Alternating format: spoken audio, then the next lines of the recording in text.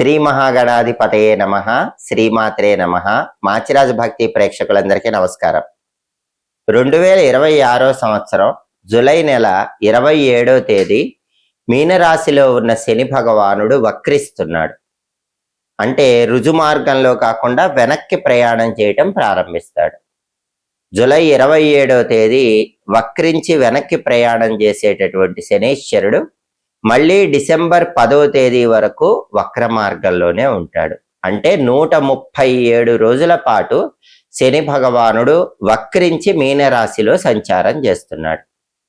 ఎప్పుడైనా సరే శని భగవానుడు వక్రించినప్పుడు శని వక్రగమనము ద్వాదశ రాశుల వాళ్ళకి ప్రత్యేకమైన ఫలితాలను కలిగింపజేస్తుంది.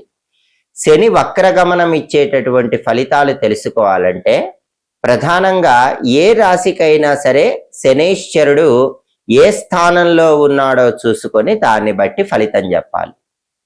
ఆ తర్వాత శని భగవానుడికి ఆధిపత్యం ఉంటుంది. మకర రాశికి కుంభరాశికి శని అధిపతి. అంటే ద్వాదశ రాశుల వారికి శనేశ్వరుడికి ఏ ఆధిపత్యం వచ్చిందో చూసుకోవాలి. ఆ తర్వాత శని భగవానుడికి ఒక ప్రత్యేకమైన దృష్టి ఉంటుంది. ఆ దృష్టి ఏంటంటే శని భగవానుడు ఎక్కడున్నా సరే తానున్న చోటు నుంచి 3వ రాశిని 7వ రాశిని 10వ రాశిని చూస్తూ ఉంటాడు. ఇది శని భగవానుడికి ఉన్నటువంటి దృష్టి. వీటిని బట్టి ద్వాదశ రాశుల వారికి శని వక్రగమనం అనేది ప్రత్యేకమైన ఫలితాలను కలిగింపజేస్తుంది. కాబట్టి శని వక్రించటం వల్ల ద్వాదశ రాశుల వారికి ఎటువంటి ఫలితాలు వస్తాయి అనే విషయం తెలుసుకోవాలంటే ఈ 3 విషయాలు పరిగణనలోకి తీసుకోవాలి.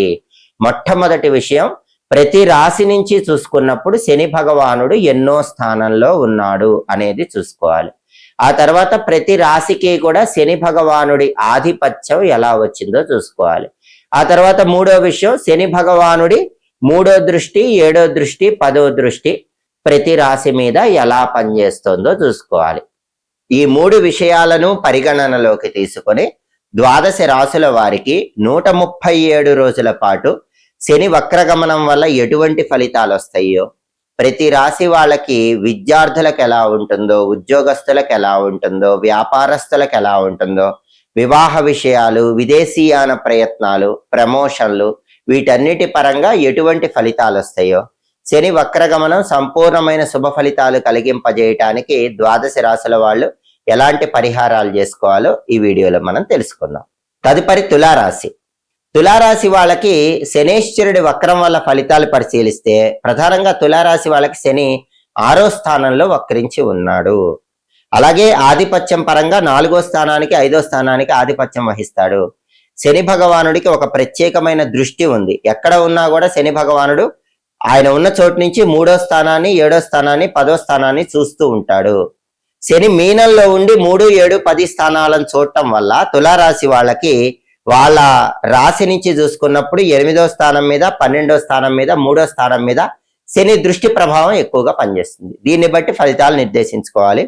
ప్రధానంగా శని భగవానుడు తులారాశి వాళ్ళకి కేంద్ర స్థానానికి కోణ స్థానానికి అధిపతిగా ఉన్నాడు కాబట్టి ఉద్యోగంలో స్థిరత్వాన్ని కలిగింపజేస్తాడు. శత్రువుల మీద విజయాన్ని అందిస్తాడు. ఆరోగ్య ప్రాప్తిని కలిగింపజేస్తాడు. కాబట్టి శని వక్రం తులారాశి వాళ్ళకి అద్భుతమైన శుభ ఫలితాలు కలిగింపజేస్తుంది.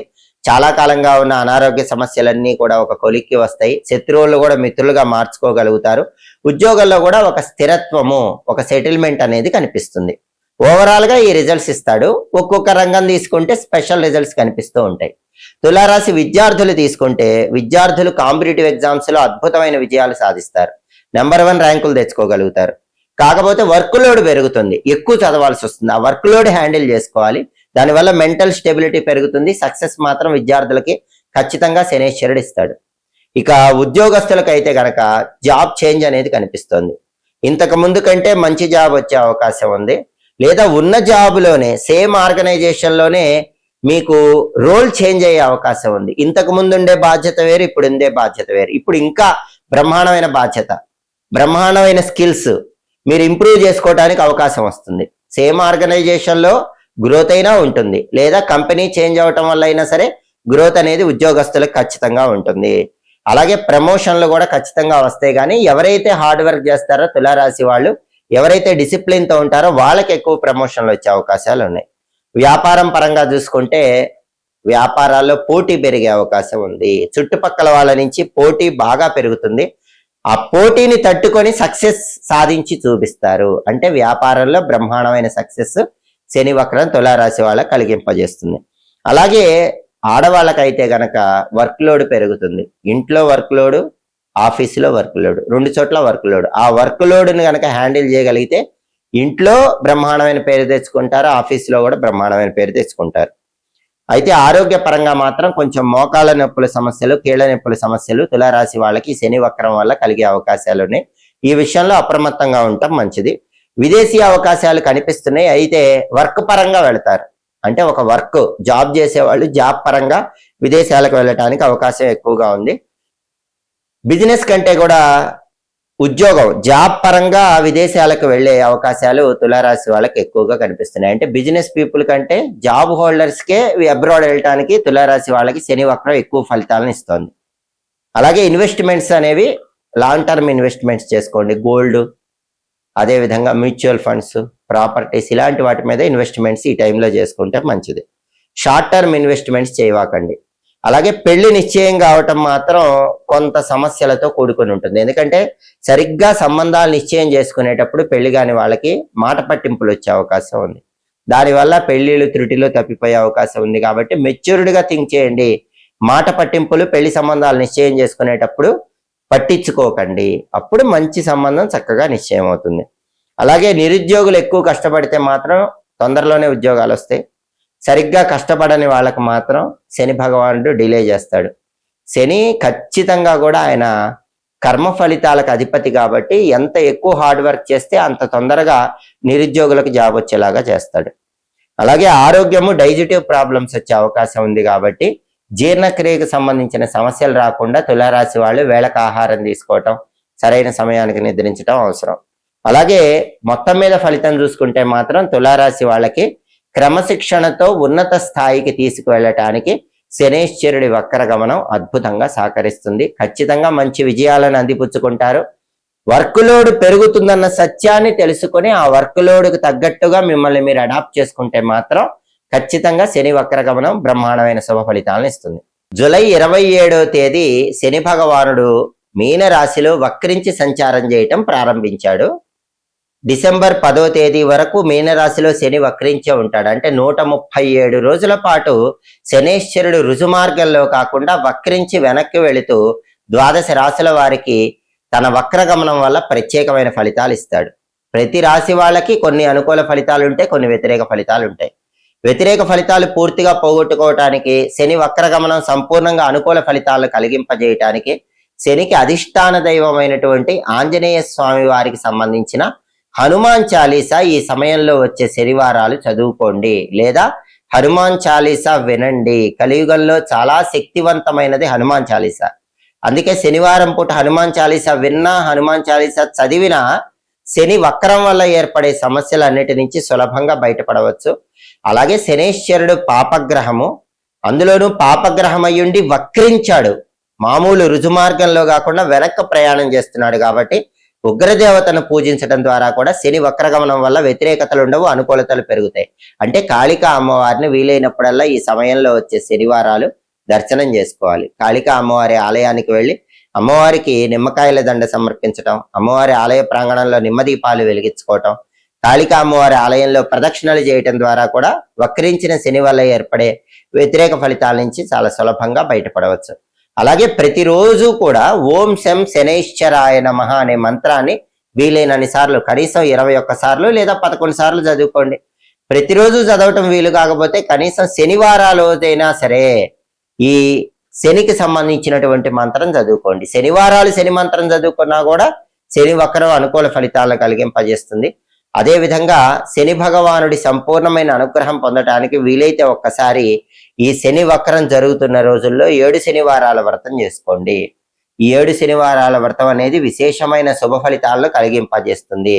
ఇంకా వీలైతే శనివారం పూట ఆంజనేయ స్వామి ఆలయానికి వెళ్ళి తమలపాకులతో అష్టోత్తర పూజ చేయించుకోండి. అలాగే శనివారం పూట ప్రదోష కాలంలో అంటే సాయంకాలం పూట ఇంట్లో శివలింగం ఉంటే నల్ల నువ్వులు నీళ్లలో కలిపి ఆ నీళ్లతో శివలింగానికి అభిషేకం చేసుకోండి. దానివల్ల కూడా శని వక్రగమనం వల్ల వచ్చే వ్యతిరేక ఫలితాల నుంచి బయటపడవచ్చు. అలాగే శనివారం ఉపవాసం ఉంటే మంచిది. సాధ్యమైనంత వరకు శనివారం పగలంతా ఉపవాసం ఉండి రాత్రికి ఫలహారం మాత్రమే స్వీకరించండి. ఉపవాసాలంటే కూడా శనీశ్వరుడికి ప్రీతిపాత్రం, ఆయన అనుగ్రహం కలుగుతుంది. శని భగవానుడికి నడక అంటే కూడా ఎంతో ప్రీతిపాత్రం.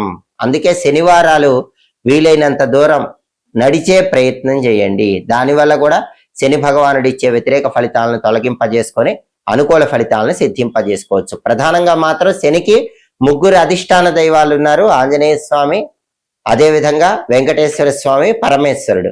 ఈ 3 అధిష్టాన దైవాల్ని పూజించటము అలా వీలు కాని పక్షంలో శనివారం పూట ఈ 3 అధిష్టాన దైవాల్లో ఏదో ఒక దైవ ఆలయానికి వెళ్ళి దర్శనం చేసుకోవటం, ఆలయంలో ప్రదక్షిణలు చేయటం, దాంతోపాటు శని భగవానుడికి సంబంధించిన శక్తివంతమైన పరిహారాలు చేసుకోవటం ద్వారా శని భగవానుడు వక్రించి ఇచ్చేటటువంటి చిన్న చిన్న వ్యతిరేక ఫలితాల నుంచి బయటపడవచ్చు. సంపూర్ణంగా అనుకూల ఫలితాలు సిద్ధింపజేసుకోవచ్చు. వీలైతే మాత్రం కేజింబావు నల్ల నువ్వులు నల్ల వస్త్రంలో ఉంచి ఎవరైనా పంతులు గారికి ఇంటికి దగ్గరలో ఉన్న దేవాలయంలో శనివారాలు దానం ఇచ్చుకోండి. దానివల్ల కూడా శని వక్రం వల్ల వచ్చే సమస్యలన్నీ తొలగింపజేసుకొని అనుకూల ఫలితాలు అందిపుచ్చుకోవచ్చు. ఎప్పటికప్పుడు ఖగోళంలో గ్రహాల సంచారంలో వచ్చే మార్పు బట్టి ఫలితాలు తెలుసుకోవాలనుకుంటున్నారా? గ్రహాల సంచారంలో వచ్చే మార్పు వల్ల పూర్తిగా అనుకూలత రావాలంటే, వ్యతిరేకతలు తొలగిపోవాలంటే ఎలాంటి శక్తివంతమైన పూజలు పరిహారాలు చేసుకోవాలో తెలుసుకోవాలనుకుంటున్నారా?